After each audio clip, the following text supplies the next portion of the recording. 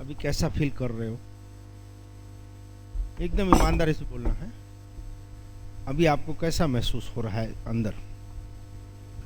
हमेशा ऐसे ही महसूस होते रहेगा। अभी आपको जैसा महसूस हो रहा है आपको ऐसा ही महसूस होते रहेगा। यानी आप जैसे हो वैसे ही रहेंगे। कृष्ण कन्हैया लाल की, अम्बे मात की, भगवती श्री मेलड़ी मात की। ओम नमः पार्वती पते हर हर महादेव। ये सबको लागू नहीं पड़ता है, ये तो जिसकी लगनी लगी है उसके लिए बोल रहे थे।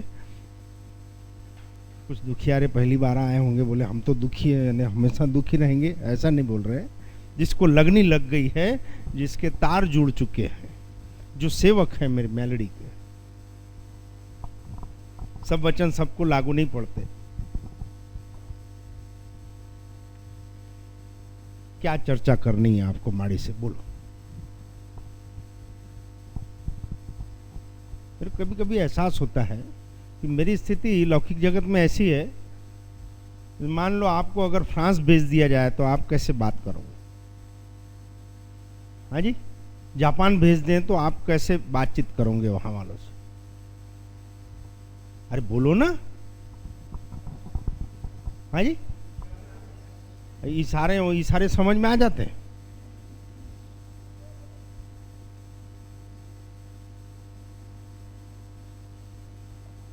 इशारों में क्या समझाओगे? भूख लगी है बोलोगे, तक भूख रहे खाते ही रहना है। जरूरी है वहां टट्टी जानी है तो ऐसे ही बोलोगे तो वो बोलेगा विन ओके। इशारे सब सामान्य बात में मत बोलो बेटा। पर आप अगर जर्मनी जाओ, फ्रांस जाओ, रूस जाओ तो आप कैसे बात करोगे बेटा? हाँ जी,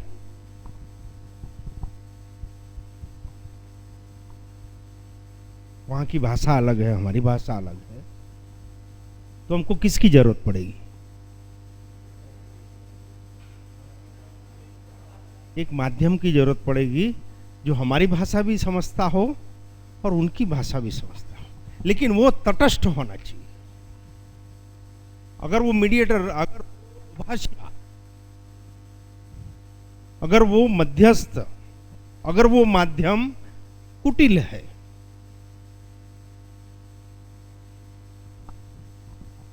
दुराचारी, स्थिर चित्त नहीं है, तो समझना दो में से एक की वाट लगेगी।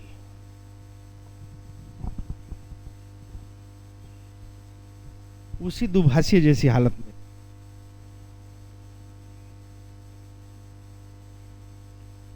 जैसे आप हो वैसे हम हैं, आपका परिवार है, हमारा भी परिवार है। आपकी गृहस्थियां हैं, हमारी भी गृहस्थियां हैं। लेकिन उनके प्रदेश में, उनके देश में, उनके समक्ष अगर कोई फरियाद लेके आता है तो हमको उनका बन के सुनना पड़ता है। उसमें हमारा भाव कुछ नहीं होना चाहिए। उस दुभाषी की हालत हमारी है।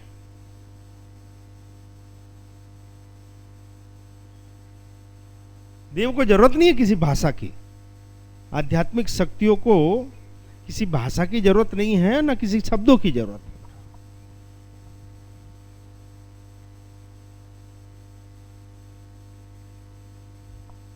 उनको मालूम है कौन आया है, क्यों आया, या इसकी जरूरत क्या है। लेकिन हम तथाकथित बुद्धिजीवी हैं तो हम उनको समझाने बैठते हैं, माड़ी ऐसा नहीं, ऐसा कहना चाह रहे थे। मालिक मालूम है क्या कहना चाह रहे थे।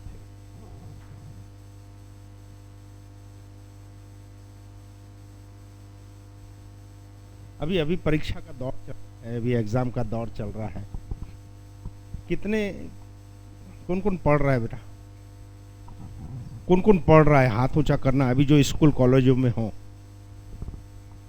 या कितनों के यहाँ बच्चे हैं जो पढ़ रहे हैं, वो भी हाथ ऊंचा करो। पढ़ता भी हूं और पढ़ा भी रहा हूं।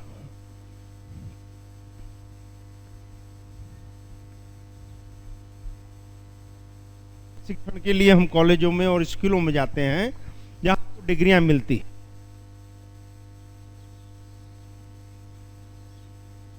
जहां पैसा कमाने की हमको सर्टिफिकेट मिलती है।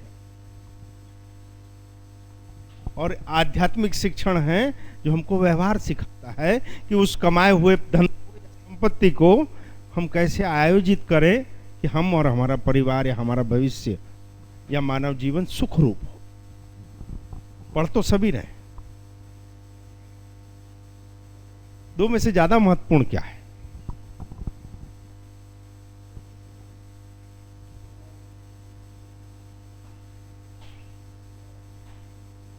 बोलो शिक्षण बगैर नौकरी थोड़ी नहीं मिलेगी। पर ये सब चीजें बोलने की इच्छा क्यों नहीं होती? क्योंकि माड़ी के यहाँ 100% सर्विस वाले हैं।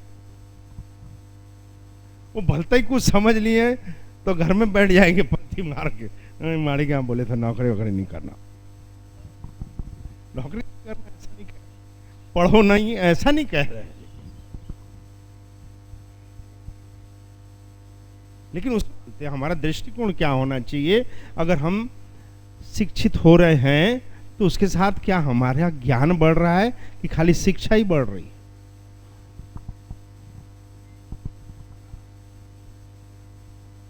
किसी को रिजल्ट पूछते हैं ना तो चेहरा एकदम उतर जाता है। अभी आते हैं सब रिजल्ट बताने के लिए माड़ी को। कैसे माड़ी अच्छा नहीं आया, रिजल्ट क्या आया? बी आया, सी आया।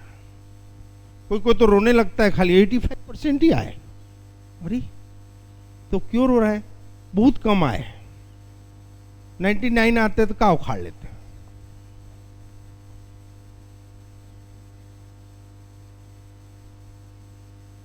क्या कर लेते ले बताओ? माड़ी ये कहते हैं कि बेटा आप जिस क्षेत्र में हो, जिस स्थान में हो, उसको आप 100% जियो, उसको आप 100% जियो। अगर हम अभी विद्यार्थी हैं तो उसमें हम हमारा 100%, लेकिन वही हमारे जिंदगी का आखिरी लक्ष्य नहीं है कि ये परीक्षा में अगर कम मार्क्स आ गए या सप्लीमेंट्री आ गई या किसी कारणवश हमको होना वैसी मेहनत का फल नहीं मिला तो हम डिप्रेस हो जाते हैं। पेपरों में पढ़ते भी हैं, नहीं सुसाइड कर लिए, ट्रेन में कट गए। ये क्या है बेटा? क्या माँ बाप है और क्या शिक्षण का स्तर है?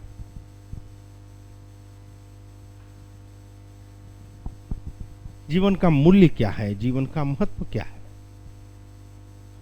जीवन क्यों है?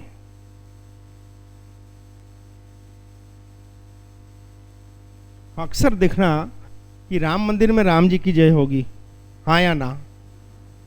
देवी मंदिर में देवी की जय होगी, पर माड़ी के यहां सबसे पहले कृष्ण जी की जय होती है। होती है नहीं होती? तो कोई नहीं पूछता क्यों होती है। अक्सर अक्सर कृष्ण की ही जय निकलती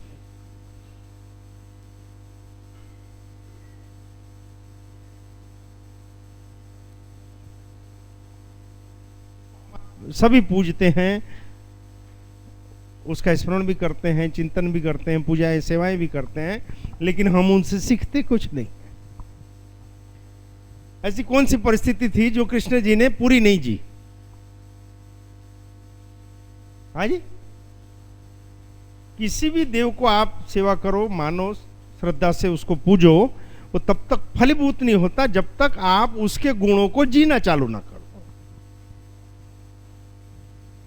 शिव को पूजने से तब तक वो चीज नहीं मिल सकती जब तक आप में वैराग्य वाइब्रेट ना हो।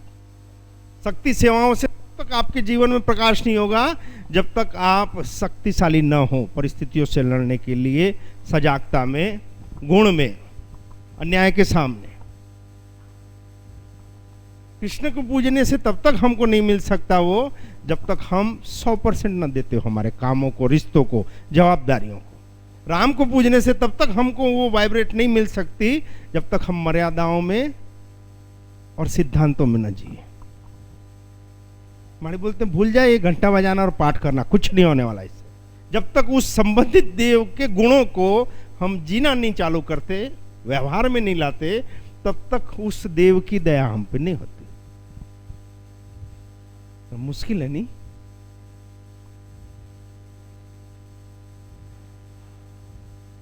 इसका मतलब हम आडंबरी करते हैं ना। जिस दिन से माणी ने ये सिखाया तो हम स्थिर हो गए। जब माणी ने ये आईना दिखाया कि आध्यात्मिक शक्तियों की दयाएं अगर होना तो ये बीज पकड़ो, व्यवहार की शक्ति का बीज पकड़ो। बोल मत कि मैं शक्ति का सेवक हूं, तू शक्ति का पुंज बन के दिखा बेटा मुझको। मैं तेरी भक्ति के फल तब लगाऊंगी जब मुझको यह एहसास हो कि हां अब तू सजाग है, अब तू निश्चित है। और हम में आप में स्थिरता तब आएगी, निश्चितता तब आएगी जब हमको ये मालूम हो कि हमको होना क्या, हम चाहते क्या है, हमारी जरूरत क्या है, हमारी प्यास क्या है। ईमानदारी से आप खुद को टटोलना, क्या आप जानते हैं आपकी जरूरत क्या है? समय समय पे हमारी जरूरतें बदल जाती है, इसलिए हमारे जीवन में स्थिरता नहीं आती। क्या होना बताओ? अरे अब तो बताओ, इतने सालों से पंखे में बैठ रहे हो, इन पत्थरों को घिस घिस के चमका दिए, हमको क्या होना बेटा? जरूरी नहीं है कि मेरी जो चाहत हो आपकी हो, या आपकी हो वो वैसी आपकी हो, ऐसा हम नहीं बोल रहे हैं। लेकिन हर जीव को, हर मनुष्य को ये मालूम होना चाहिए वो चाहता क्या है। कभी हमको लगता है तबीयत ठीक हो जाए बस, और जहां तबीयत ठीक हुई, हाँ जी, कईयों को लगता है नौकरी मिल गई तो साल 2 साल में देखे यार यहां अपना भविष्य नहीं है, और क्या अच्छा मिलेगा। ये और क्या अच्छे की तो कोई सीमा ही नहीं है। यानी जिंदगी हम पूरी यही दौड़ते रहे। मुझको क्या चाहिए ये तो मैं ही बता सकता हूं। और जब ऐसा हुआ तो माड़ी ने भक्ति के ऐसे फूल और फल खिला दिए कि सारे खाली चिंतन करते हैं, एक संकल्प आता है, एक विचार आता है और वो चीज प्रकट होती है। हमारी इच्छा अनुरूप जब परिणाम नहीं आते तो हम चिड़चिड़ाहट में हो जाते हैं, हाँ या ना बोला करो। हम दूसरों को दोषित करने लग जाते हैं। हमारा तो दोष हमको दिखता ही नहीं कभी भी। हम अगर फेल हुए, कमजोर हुए, नुकसान में रहे, कुछ भी गलती हुई तो उसका कारण हम नहीं, फलाना है या फलाना है या फलाना है।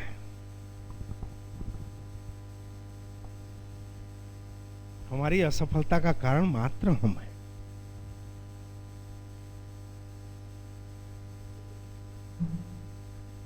सभी जीवों में आत्मा एक।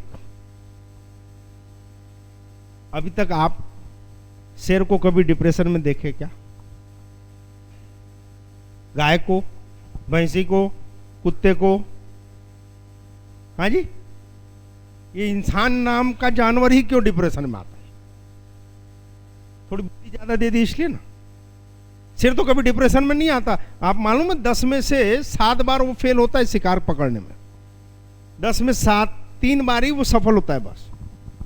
जबकि पूरी एकाग्रता, पूरी ताकत, उसके बाद भी 30% सक्सेस रेशियो रहता है उसका। ऐसा नहीं कि शिकार चले जाता है तो गमगीन होके बैठ जा, अब मैं शिकार नहीं करूंगा भाई, या सुसाइड कर लिया। सुने हो आप कभी? शेर सुसाइड किया, कुत्ता कर लिया,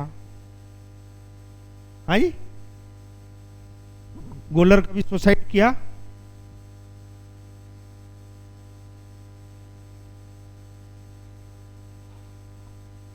या कुत्ता जिस घर में चौकीदारी करता हो और वहां चोरी हो जाए तो वो लटक जाता है क्या? क्या मतलब ऐसी चौकीदारी से, मेरे रहते चोर आ गया। लेकिन एक इंसान ऐसा जानवर है, छोटी छोटी चीजों में डिप्रेस होके, दूसरों को दोषित करके, झगड़ना, समय खराब करना, आप अपना 100% दो, परिणाम देखा जाएगा। अनुरूप आया तो ठीक, नहीं आया तो कोई ऐसा परिबल है, ऐसा कोई है, निश्चित रूप से हमने उसको देखा नहीं है, लेकिन इस सृष्टि को संचालन कर रहा है ऐसा निश्चित रूप से कोई है। ये तो जख मार के सहन करना पड़ता है और जख मार के स्वीकार भी करना पड़ता है। वो अपना डंडा चलाएगा ही। जब हम पूरे प्रयत्न कर लें उसके बाद भी अगर मान लो रिजल्ट नहीं आ रहा है, दुख दूर नहीं हो रहा है, तो निश्चित मानना कि वो अपना काम कर रहा है और आप स्वीकार कर लो। करना ही पड़ेगा, कहां जाओगे। तो स्वीकार नहीं करोगे तो फिर रोते रहो। हर कोई पैसे के लिए दौड़ रहा है। अभी अभी एक बहुत बढ़िया क्लिप, मतलब 100% मतलब क्या होता है बताऊं, एक कहानी सुना दें क्या? 100% क्या होता है? ये इतना मजा है 100% में। हम अक्सर हमारे जीवन की बातें बताते हैं और कईयों इसलिए टेंशन में रहते हैं कि आप सब बता क्यों देते हो जी। अरे तो हमको ये लगता है कि आप सब छुपाते क्यों हो जी, कुछ छुपता तो है नहीं। आज नहीं कल मालूम पड़ेगा, तेरे से नहीं तेरे बाप से मालूम पड़ेगा। उसे अच्छा तू ही बता दे जो हकीकत है वो, तो तेरा डर चले जाएगा, निर्भीकता आ जाएगी, निश्चितता आ जाएगी। हम आप डरते क्यों है, मालूम पड़ जाएगा तो हम झूठे साबित हो गए, तो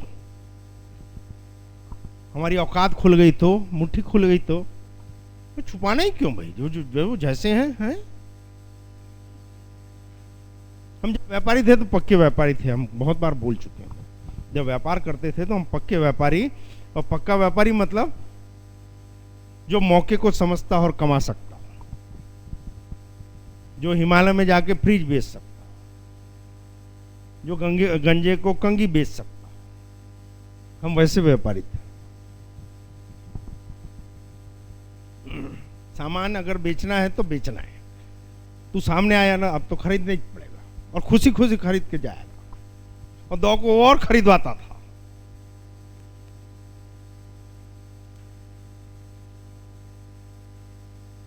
और व्यापारी क्या, अगर कलम न चल जाए समय पे, तो व्यापारी मतलब वैश्य मतलब। लेकिन जिस दिन सेवा स्वीकार की उस दिन सेवा ही स्वीकार की, फिर दूसरी बात नहीं आती, फिर तो बोर्ड लगते हैं और कोई डब्बे भी नहीं होते। जब सेवा करनी है तो सेवा करनी है, भक्ति करनी है तो भक्ति करनी है, और उसके बोर्ड लगते हैं कि मेरे जीवन में अगर मैंने भक्ति स्वीकार की तो मेरी संपत्ति, मेरी शक्ति, मेरी समझ, सब कुछ अब भक्ति। एक चोर था, हालांकि सभी चोर ही हैं, बताते नहीं हैं। वो एक सेठ के यहां, नगर सेठ के यहां चोरी करने गया।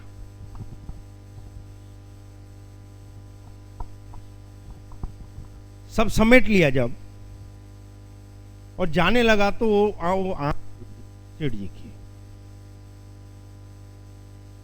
अब सोना चांदी हीरे जवाहरात जो उसने इकट्ठा किया था पोटली लादा, और अच्छा दौड़ लगाई। सेठ जी भी अपने लठेतों को लिए और उसके पीछे पीछे, छोड़ूंगा नहीं।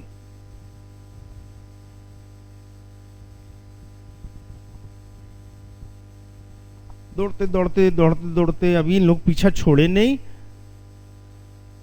गांव के बाहर नदी क्रॉस करके जंगल चालू होता है, वहां तक चोर चले गया। बोले ये साला, ये तो पीछे पीछे आवाज आ रही है, क्या करूं। उसने पोटली जल्दी जल्दी छुपा दी। शमशान था, वहां गया, नदी में डुबकी लगाई फटाफट, और राखड़ वाखड़ लगा के बाबा जी बन के बढ़ गया। आंख बंद करके, अब धक धक तो हो रहा था, लठेत आ रहे हैं। अब वो एकदम बैठ गया, बिल्कुल एकदम था। अब जैसे ही वो सेठ जी और उसके लठेत लोग वहां आए, देखा रहे बाबा जी बैठे हैं, इन्हीं का आशीर्वाद ले ले, इन्हीं पूछ लेते हैं, चोर को देखा क्या।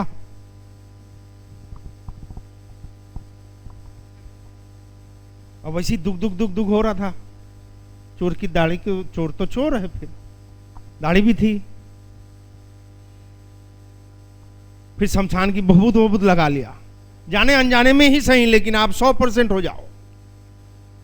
तो सेठ जी लंबे हो गए, बोले महात्मा जी प्रभु मेरे घर चोरी हो गई, जिंदगी भर की ईमानदारी से कमाई पूंजी चले गई, इधर ही आया है चोर, आपने देखा क्या? अब क्या बोले? चोर बोले वो ऐसा दिखता था क्या? बोले आओ आप क्या ये सामान गया था? हाँ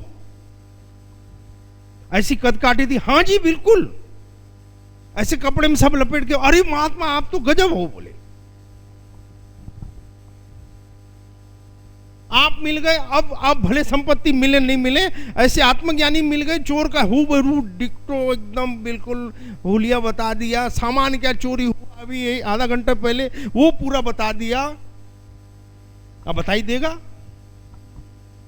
अब खुद उठाया तो बता तो देगा भैया ये सामान गया, ऐसा था, इतना वजन का था, ऐसे रंग का कपड़ा था, इधर से भगा, फिर इधर से भगा, फिर रास्ते में जो गालियां देते आ रहे थे वो भी सुना दिया, आप चोर को ये गाली देते हुए आ रहे थे। अरे महात्मा आप तो आप हैं।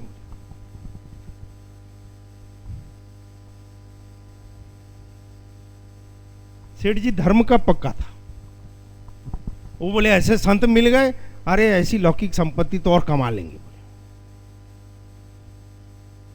महात्मा जी सुबह हो रही है, भोर हो रही है, आपके लिए मैं सेवा के प्रबंध करता हूँ, नाश्ता भोजन फल फूल। अरे बोले नहीं बोले अब तो मैं आपकी सेवा में ही रहूंगा। अब चोर का क्या हाल हुआ होगा? सेठ जी बोले नहीं मैं आपकी सेवा में रहूंगा। लठे तो बोला जाओ फटाफट मेरे कपड़े भी ले आओ, यही नदी में नहाऊंगा, बिल्कुल इनके सानिध्य में ही रहूंगा, अब मेरे को दुनिया का मोह वो नहीं करना है। ऐसे संत मिल गए, आत्मज्ञानी ब्रह्मज्ञानी, बिल्कुल अक्षर अक्षर सत्य। लठेत लोग गए, सब सामान गांव में बताया, भाई एक महात्मा नदी किनारे बैठे हैं शमशान के, एकदम हूबहू सच सच बता देते हैं, बिल्कुल प्रेरणा एकदम, मतलब 1 घंटे में तो मेला लग गया।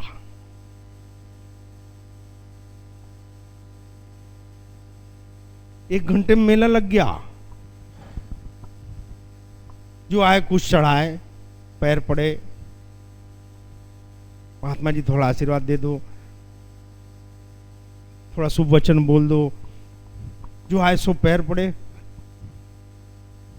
सेठ न घर जाए, उसी को खिलाए, हवा लगाए चोर को, वो सो जाए तब तक बैठा रहे, चोर सो जाए बाद में सोए, 2 लठेत को खड़ा रखे, देखना महात्मा की नींद न खोले। 2 दिन में चोर फड़फड़ा गया। बोले मैं चोर, ऐसा पापी, कितने ही घर उजाड़ा मैंने, कितने ही 3 13 21 किए, तो इतने लोग मुझको पैर पड़ रहे हैं।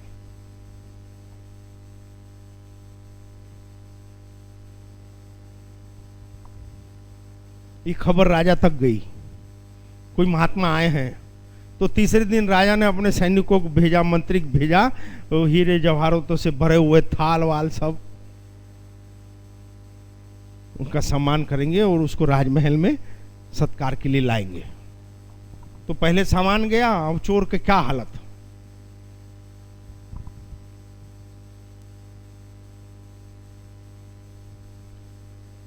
और समाचार आया कि राजा जी बधार रहे हैं आपके दर्शन को।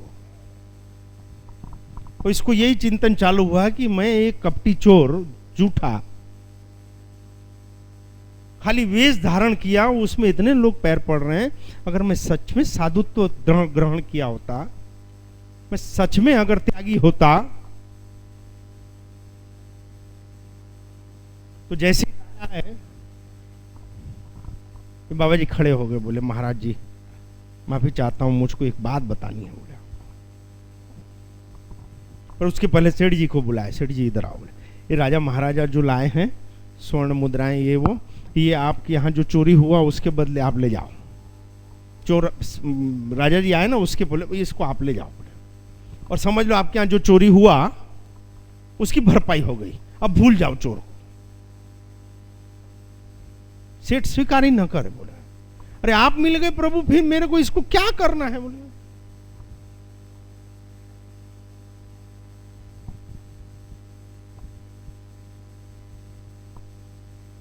तो इतना अंदर से गिल्टी महसूस किया, वो सिलेंडर हो गया कि मैं चोर, इतनी चोरियां की है आपके राज्य में, लेकिन ये 2 दिन में मेरे को ऐसी सी अनुभूतियां हो रही है, इसलिए मैं आपके सामने अपना आत्मसमर्पण करता हूं, और ये कुछ भी नहीं होना मुझको। अब मुझको इसकी चिंता नहीं है कि मेरा क्या, लेकिन अब मैं झूठ के साथ नहीं जी सकता। तो राजा ने भी माफ कर दिया कि झूठ के साथ नहीं जी सकता, अब तुझको कुछ चिंता ही नहीं है, तो अब तू साधु हो गया।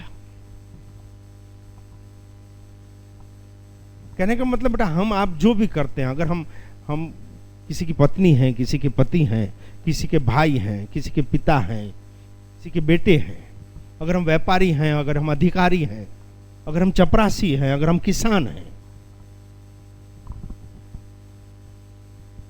तो अगर आप ईश्वर की कृपा चाहते हो, तो आप जिस पोस्ट में, जिस स्थिति में हो, वहां प्योरिटी रखो, वहां 99.99 नहीं चलेगा। आपको ताज्जुब होगा बेटा कि आप में ऐसी शक्ति वाइब्रेट होगी, वो दातार नहीं दिखेगा जो इस शक्ति प्रतिपादित करेगा आप में। लेकिन जब आप ईमानदारी से किसी कर्म को धर्म समझ के करते हो, तो आप में क्रिएटिविटी माइंड आएगा, आपकी दृष्टियां खुलेगी, आपका आज्ञा चक्र खुलेगा, आप जो बोलोगे वो सत्य होगा। ये एक गजब का जादू, इसमें साधना की जरूरत नहीं है, खुद को साधने की जरूरत है।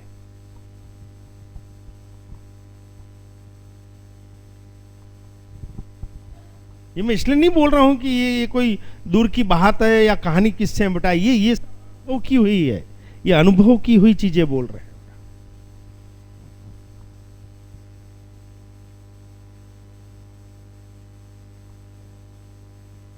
आप करके देखो, मुझको तो ऐसा लगता है कि हर घर में एक शक्ति होनी चाहिए। हमको क्या होना अब सोचो सही, इतनी बड़ी दुनिया, उसमें एक अपने घर के आंगन को ईश्वर ने ऐसा बना दिया है कि जहां लोग आशा लेके आते हैं, दुख लेके आते हैं और सुखी होके जाते हैं। कहीं सहारा नहीं मिलता तो निश्चित होके आते हैं कि माड़ीधाम चले। बीमारी का कोई निदान नहीं मिलता तो ऐसा लगता है कि बस अब माड़ीधाम जाए।